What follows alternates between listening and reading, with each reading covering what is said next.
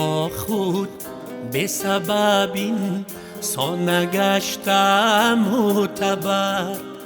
ز اعتقادی خلق او را اعتماد آید بدر. زاده ای آن مادر بود بر خدا زیری نظر. با دعایی نیکی پیران و تمنای پدر، سجده ها آرد بنانون آب و خلق و کشورش.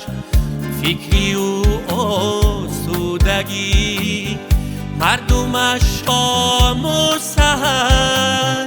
روزی تولیدت مبارک پیشوای تاجیکان. تاجی دولت هستی و بر خلق تاجیک تاجی سر. روزی تولیدت مبارک پیشوای تاجیکان.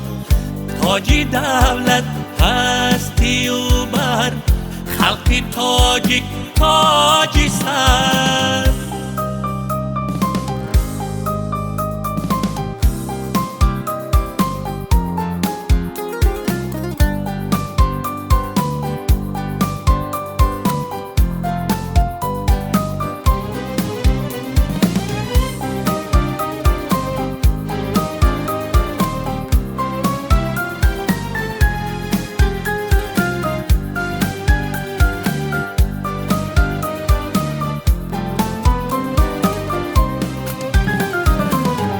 آبروی ملتی تاجیک را کرد بود و چند.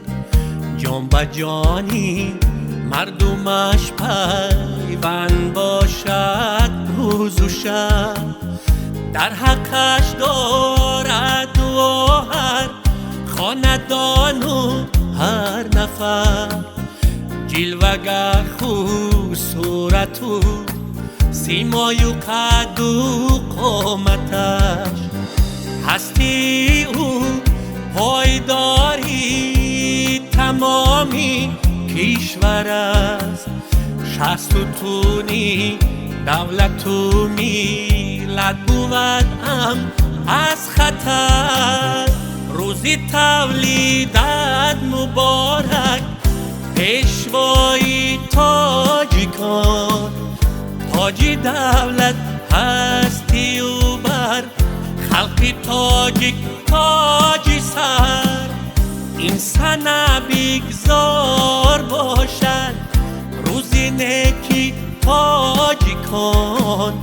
دوستان را ای نهانی ما بدانند این خبر. روزی تولیدت مبارک پیشوای تاجیکان. تاجی دولت هستی و بر خلق تاجیک تاجی سر. بر خلق تاجیک تاجی سر.